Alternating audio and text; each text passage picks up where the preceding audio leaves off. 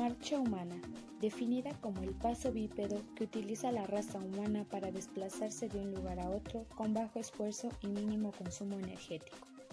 Desarrollo de la marcha.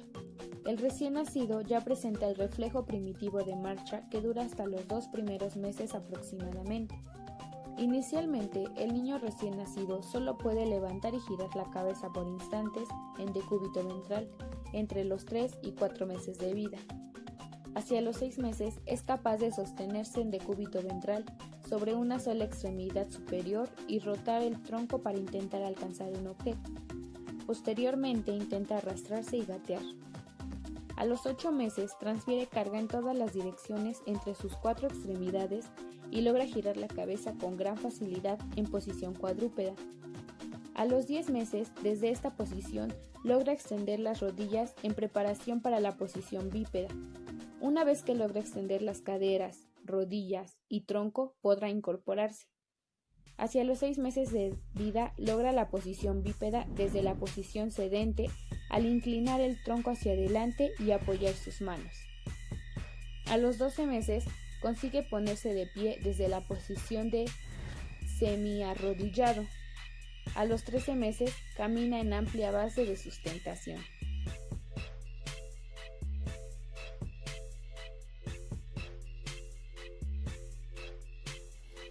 Ciclo de la marcha. Se define como el periodo en el que se presentan acciones sucesivas, alternas y uniformes. Se inicia con un evento específico hasta que se repite en el pie ipsilateral. Se utiliza el contacto inicial para su descripción de inicio y culminación. El ciclo de la marcha se describe en términos de 8 fases, en el cual el periodo de soporte comprende 5 fases y el balanceo las 3 restantes. Entre las fases del periodo de soporte se encuentra el contacto inicial, la respuesta a la carga, el soporte medio, el soporte terminal y el prebalanceo. Periodo de soporte. Es el tiempo que transcurre mientras que el pie permanece en contacto con el piso. Permite que la carga o el peso del cuerpo se transfiera de una extremidad a la otra y se avance sobre el pie de soporte. En condiciones normales constituye cerca del 62%. Contacto inicial. Instante en el cual el pie que se adelanta hace contacto con el piso. La extremidad cierra la cadena cinética, pues el pie constituye el punto fijo de soporte para que el resto del cuerpo comience a desplazarse hacia adelante.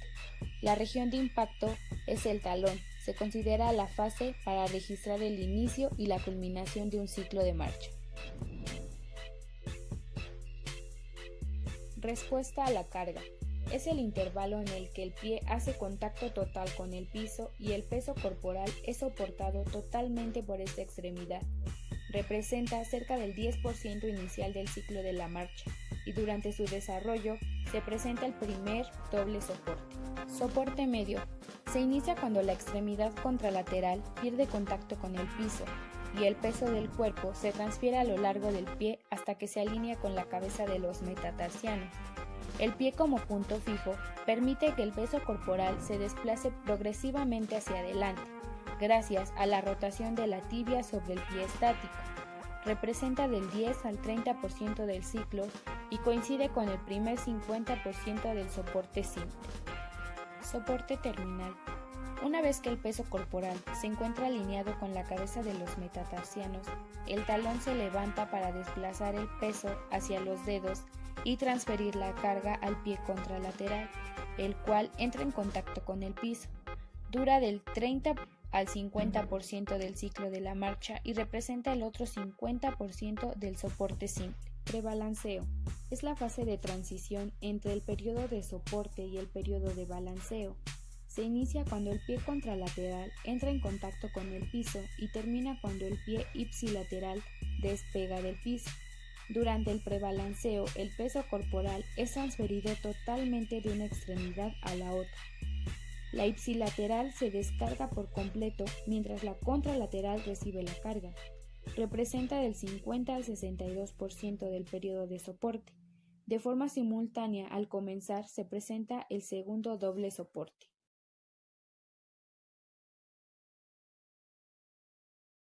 Dentro de las fases del periodo de balanceo se encuentran balanceo inicial, balanceo medio y balanceo terminal. El periodo de balanceo es el tiempo durante el cual la extremidad inferior permanece en el aire y avanza hacia adelante. El pie pierde contacto con el piso y se presenta una serie de mecanismos para ajustar la longitud de la extremidad inferior que avanza. Representa el 38% restante del ciclo. Balanceo inicial, conocido como fase de aceleración. Comienza cuando los dedos del pie abandonan el piso y termina cuando la rodilla alcanza la flexión máxima de 60 grados durante la marcha. Dentro de las características, se transfiere el peso a la extremidad contralateral. Se genera impulso para elevar la extremidad y el cuerpo vaya hacia adelante. Se alcanza una flexión de rodilla máxima en donde se da el máximo rango de movimiento.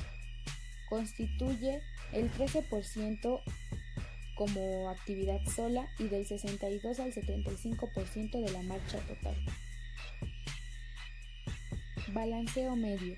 Se inicia con la flexión máxima de la rodilla y culmina cuando la tibia se dispone en posición perpendicular con el piso, es decir, se orienta verticalmente.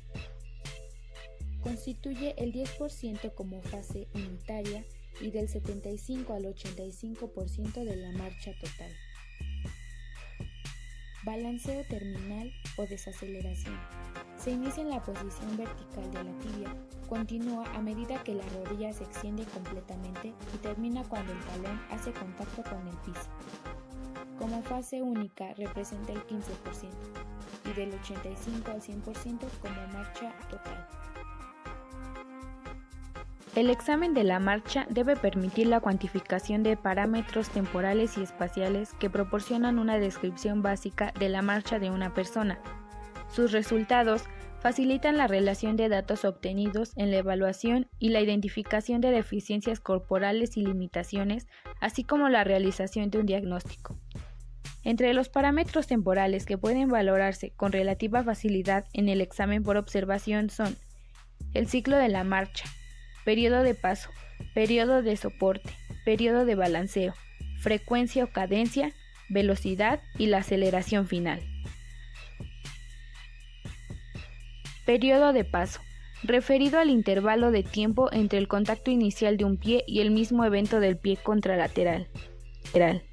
Frecuencia o cadencia, hace referencia al número de pasos por unidad de tiempo que se fijan en un minuto.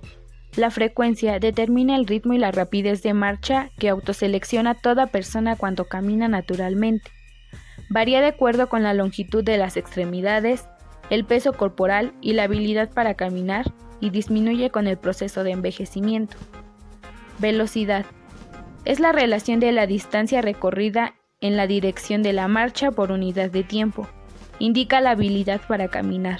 Establece una relación con la cadencia y la longitud de paso largo. Aceleración.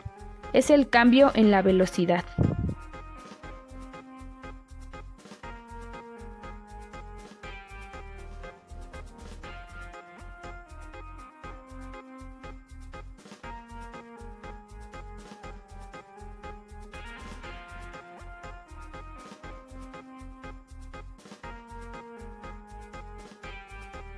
Entre los parámetros espaciales que se deben explorar bilateralmente encontramos longitud de paso largo o zancada. Es la distancia lineal en metros entre dos eventos iguales y sucesivos de la misma extremidad. Incluye un paso corto derecho e izquierdo. Longitud de paso o paso corto. Es la distancia lineal en metros desde un evento específico, que generalmente es el contacto inicial de una extremidad hasta el mismo evento de la extremidad opuesta. Ancho de paso. Está dada por la distancia lineal en centímetros entre dos puntos iguales de los pies. Es una variable directamente relacionada con la estabilidad y el equilibrio. Esto significa que con un ancho amplio de paso, la persona incrementa su estabilidad y equilibrio. Ángulo de paso. Se refiere a la orientación del pie durante el apoyo. El eje longitudinal de cada pie forma un ángulo con la línea de progresión, línea de dirección de la marcha. Normalmente está entre los 5 y los 8 grados. Para facilitar el estudio de la marcha, muchos autores la han descrito en términos de tareas funcionales, relacionadas directamente con las 8 fases de la marcha. Estas facilitan el diagnóstico de la marcha, pronóstico y el plan de intervención terapéutico. Estas serán muy parecidas a los intervalos a los que también se puede dividir el periodo de soporte. Primera tarea funcional: aceptación del peso. Coincide con las dos primeras fases del periodo de soporte, el contacto inicial y la respuesta a la carga, en las que el peso corporal se transfiere de una extremidad a la otra de tal forma que la extremidad receptora de la carga pasa de una cadena cinética abierta. Segunda tarea funcional: soporte en una sola extremidad. Se relaciona con las siguientes dos fases, el soporte medio y terminal. El peso corporal recae totalmente en la extremidad de apoyo, que demanda gran estabilidad, mientras la extremidad contralateral se encuentra en balanceo. Tercera tarea funcional: avance de la extremidad. Está asociada a las cuatro fases restantes: prebalanceo, balanceo medio, inicial y terminal. Garantiza que el pie despegue del piso y la extremidad y el tronco avancen hacia adelante. Comprende dos momentos cruciales: uno de aceleración en la primera parte, prebalanceo y balanceo inicial, y el otro de desaceleración al final de la segunda parte, balanceo terminal, como preparación al siguiente contacto inicial para que no sea tan brusco.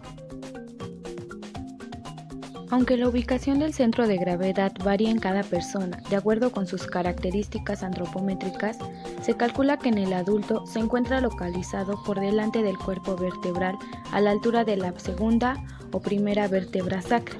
Dada la continuidad de los movimientos que se presentan durante la marcha, el centro de gravedad sigue la progresión de la misma. Sufre desplazamientos de derecha a izquierda, de arriba a abajo, la cual garantiza que caiga directamente sobre la base de soporte, de acuerdo a la fase en que se encuentre. Rotación pélvica constituye un mecanismo específico de control para que el centro de gravedad no caiga demasiado durante el doble soporte, pues permite alargar relativamente tanto a la extremidad que avanza como la que retrocede. Descenso pélvico: el discreto descenso de la pelvis de lado sin apoyo, en balanceo, 5 grados con respecto a la horizontal, conocido como tren de Lemberg, positivo fisiológico de la marcha, empuja hacia abajo el centro de gravedad aproximadamente 0.5 centímetros. Flexión de rodilla: tan pronto como el pie de la extremidad que avanza hace contacto con el piso, la rodilla está próxima a la extensión completa. En respuesta a la carga, la rodilla se flexiona 15 grados, luego se extiende y mantiene 5 grados de flexión en el soporte medio, para terminar extendida en el soporte terminal y volver a flexionarse 35 grados con el prebalanceo. Esto determina un descenso del centro de gravedad 1 centímetro aproximadamente.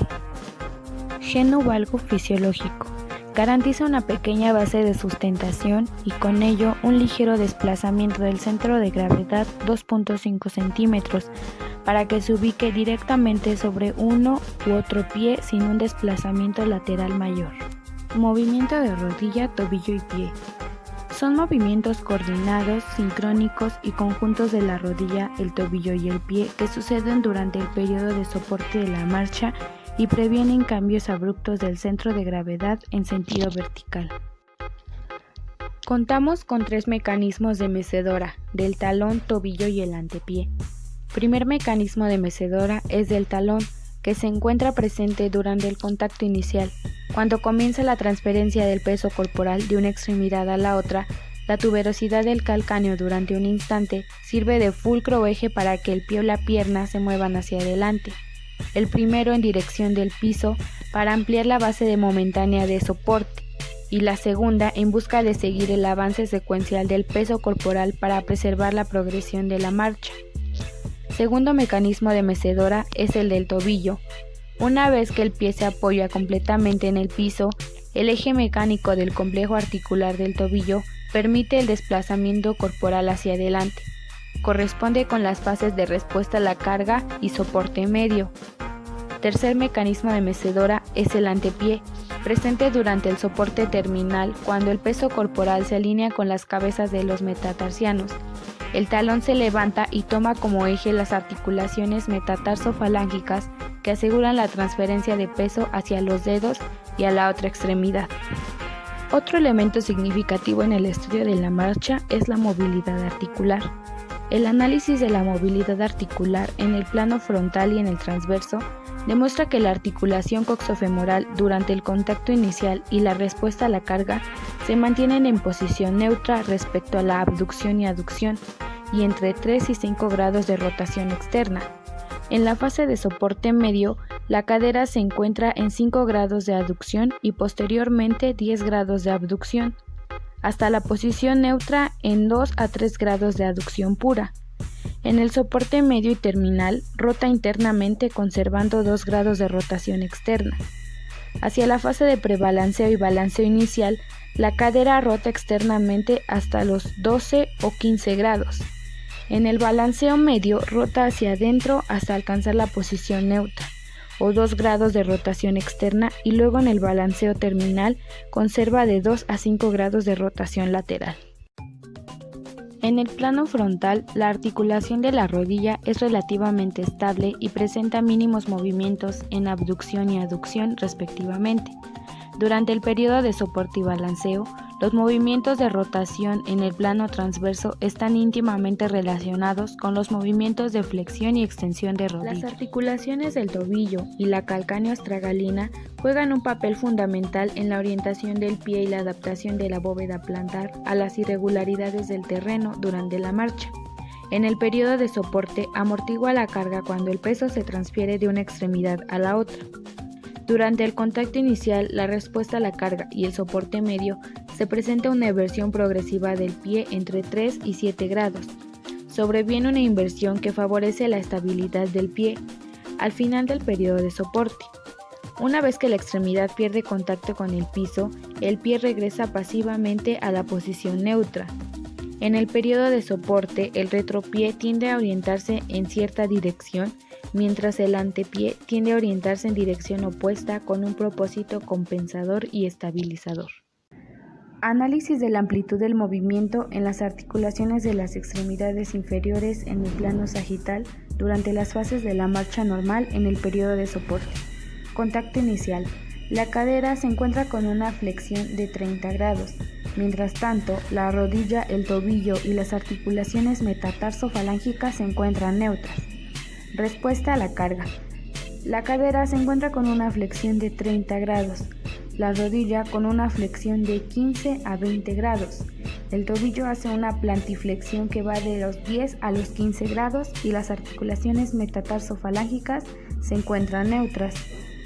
Soporte medio. La cadera realiza una flexión de 10 grados, al igual que la rodilla, pero con una amplitud de movimiento de 5 grados.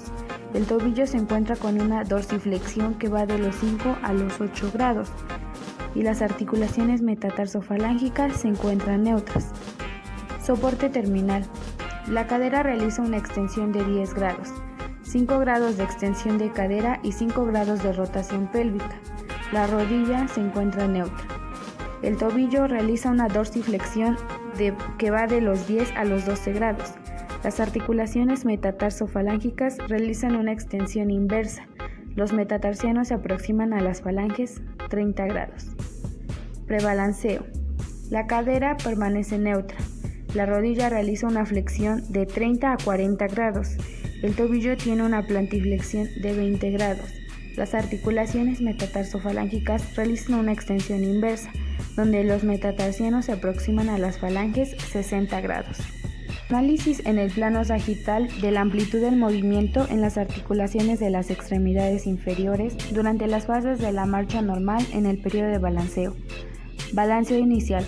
La cadera cuenta con una flexión de 20 grados. Mientras tanto, la rodilla realiza una flexión que va desde los 50 a los 60 grados. El tobillo hace una plantiflexión de 5 a 10 grados y las articulaciones metatarsofalancicas permanecen neutras. Balanceo medio. La cadera realiza una flexión de 30 grados. La rodilla una flexión de 25 a 30 grados. El tobillo y las articulaciones metatarsofalancicas permanecen neutras. Balanceo terminal. La cadera realiza una flexión de 30 grados. La rodilla, el tobillo y las articulaciones metatarsofalancicas permanecen neutras. La cinética se ocupa de las fuerzas que generan el movimiento. En este sentido, la fuerza se define como una presión o atracción que produce, impide o modifica el movimiento. Por lo tanto, la fuerza es una magnitud vectorial con dirección y sentido. Todo esto ocurre a interpretar que es posible determinar la intensidad si actúa de forma vertical, horizontal o diagonal, y se opera de izquierda a derecha, de arriba hacia abajo o de forma opuesta. En el estudio de la marcha se distinguen fuerzas internas y externas. Las primeras básicamente hacen referencia a la acción muscular y a las restricciones óseas y cápsulo-ligamentosas, mientras que la segunda se consideran fuerzas de gravedad, la inercia y reacción del piso. Las fuerzas internas y externas actúan sobre las articulaciones y generan tensión o momentos torque, que se refiere al efecto de giro, a la tendencia de rotación que sufre un cuerpo sujeto a un punto fijo en uno de sus extremos y con libertad de movimiento, en el otro que se produce por la acción de una fuerza. Por lo tanto, un torque interno es el resultado de la acción de las fuerzas que actúan sobre la articulación comprometida. Influyen no solo la acción muscular, sino las restricciones óseas cápsulo-ligamentosas, además de las fuerzas de contacto y fricción articular. Análisis de la marcha normal en el plano sagital. Contacto inicial. Aquí se muestra la orientación espacial de la fuerza de reacción del piso. El tobillo se encuentra neutro. El torque generado va a ser plantiflexor. La acción muscular está dada por los músculos dorsiflexores. Tibial anterior, extensor común de los dedos y extensor largo del primer dedo. El tipo de contracción es excéntrica, para mantener la posición neutra del tobillo y la articulación subastragalina. Corresponde con la mecedora del talón. Los músculos dorsiflexores traccionan la tibia hacia adelante. La rodilla también se encuentra neutra. El torque generado va a ser extensor. La acción muscular corresponde al cuádriceps e isquiotibiales. Tipo de contracción. Al comienzo, el cuádriceps y los isquiotibiales, mediante contracción excéntrica y excéntrica respectivamente, las cuales provienen de la fase anterior y sirven para estabilizar y preservar la posición neutra de la rodilla, pero posteriormente el torque extensor es pasivo. La rodilla se bloquea sola sin la acción muscular para su control. La cadera se va a encontrar en flexión a 30 grados. El torque generado es flexor de alta intensidad. La acción muscular corresponde a los músculos extensores de cadera, glúteo mayor e isquiotibiales. El tipo de contracción es excéntrica para restringir el torque flexor. Análisis de la marcha normal en el plano sagital. Respuesta a la carga. Aquí se muestra la orientación espacial de la fuerza de reacción del piso. El tobillo se encuentra en plantiflexión de 10 a 15 grados. El torque generado es plantiflexor. La acción muscular está dada por los dorsiflexores, tibial anterior, extensor común y extensor largo del primer dedo. El tipo de contracción es excéntrica, la cual permite amortiguar la fuerza de impacto de la carga corporal y preservar la progresión de la marcha, a medida que los músculos dorsiflexores siguen con la tracción de la tibia hacia adelante, mientras el pie permanece apoyado contra el piso. Corresponde a la mecedora del tobillo. La rodilla permanece en flexión de 15 a 20 grados. El torque generado es flexor. La acción muscular está dada por el cuádriceps. El tipo de contracción es excéntrica, para prevenir el colapso de la rodilla. Aunque la flexión de la articulación amortigua el impacto y es un mecanismo determinante para el control del centro de masa, el cuádriceps toma control sobre el grado de flexión. Asimismo, coadyuva en el avance del fémur en sincronía con la tibia. La cadera se encuentra en flexión de 30 grados. El torque generado es flexor de alta intensidad. La acción muscular está a cargo de los músculos extensores de cadera, glúteo mayor e isquiotibiales. El tipo de contracción es excéntrica, lo que promueve un movimiento de toda la extremidad inferior para amortiguar el impacto de la carga. Además, los isquiotibiales previenen la anteversión pélvica y la flexión del tronco. Análisis de la marcha normal en el plano sagital. Soporte medio. Aquí se muestra la orientación espacial de la fuerza de reacción del piso. El tobillo se encuentra en dorsiflexión de 5 a 8 grados. El torque generado es dorsiflexor. La acción muscular está dada por los músculos plantiflexores, gemelos y sóleo. El tipo de contracción es excéntrica, ya que controla el torque y previene el colapso a medida que el pie permanece apoyado, mientras la tibia y el fémur avanzan hacia adelante. Son fundamentales para la estabilidad de la extremidad inferior en el momento crucial cuando el pie contralateral pierde contacto con el piso. Corresponde a la mecedora de tobillo. La rodilla se encuentra en flexión de 5 grados. El torque generado es extensor. La acción muscular al inicio es el cuádriceps, pero disminuye su acción totalmente al final de la fase. El tipo de contracción es excéntrica al inicio, pero desvanece su acción rápidamente debido a la pérdida de contacto con el piso del pie contralateral, lo que genera un fuerte momento extensor de la rodilla de la extremidad de soporte, sin necesidad de la acción muscular. Por lo tanto, se genera una estabilidad pasiva suficiente para preservar la posición. Mientras tanto, la cadera se encuentra en una flexión de 10 grados. El torque generado es extensor. La acción muscular al comienzo, los extensores, pero al final de la fase no hay participación muscular. El tipo de contracción. Control pasivo por ubicación posterior del vector de la fuerza de reacción del piso. El glúteo mayor se encuentra activo como abductor de cadera. Análisis de la marcha normal en el plano sagital. Soporte terminal. Aquí se muestra la orientación espacial de la fuerza de reacción del piso. El tobillo se encuentra en dorsiflexión de 10 a 12 grados. El torque generado es dorsiflexor de alta intensidad. La acción muscular corresponde a los músculos plantiflexores, gemelos y sóleo. El tipo de contracción es concéntrica para el control del avance de la tibia hacia adelante, para producir la elevación del talón. Corresponde a la mecedora del antepié. Por lo tanto, la estabilidad de la tibia sobre la rodilla depende de la alta actividad de los plantiflexores. La rodilla se encuentra neutra a 0 grados. El torque generado es extensor de baja intensidad. La acción muscular, no hay actividad muscular. Tipo de contracción, la estabilidad de la articulación se da de forma pasiva. La cadera se encuentra en una extensión de 10 grados. 5 corresponden a la extensión de cadera y 5 grados restantes de rotación pélvica. El torque generado es extensor de baja intensidad. La acción muscular está a cargo de los músculos flexores de cadera, psoas mayor, psoas ilíaco y tensor de la fascia lata. El tipo de contracción es excéntrica para el control del torque extensor. Análisis de la marcha normal en el plano sagital. Prebalanceo. Orientación espacial de la fuerza de reacción del piso. El tobillo se encuentra en una plantiflexión de 20 grados. El torque generado es dorsiflexor. La acción muscular está a cargo de los músculos plantiflexores, gemelos y sóleo. El tipo de contracción al comienzo es concéntrica, pero la actividad muscular disminuye hasta anularse cuando los dedos pierden el contacto con el piso. Mientras tanto, la rodilla se encuentra en flexión de 30 a 40 grados. El torque generado es flexor. La acción muscular está a cargo del cuádriceps. El tipo de contracción inicialmente, la flexión de la rodilla es controlada por acción excéntrica del cuádriceps, pero después es pasiva debido a que el peso es transferido a los dedos ipsilaterales y a la extremidad contralateral. La cadera se encuentra neutra. El torque generado es flexor. La acción muscular está a cargo de los músculos flexores de cadera, aductor medio, aductor mayor, recto anterior, sartorio, psoas mayor y psoas ilíaco. El tipo de contracción es concéntrica.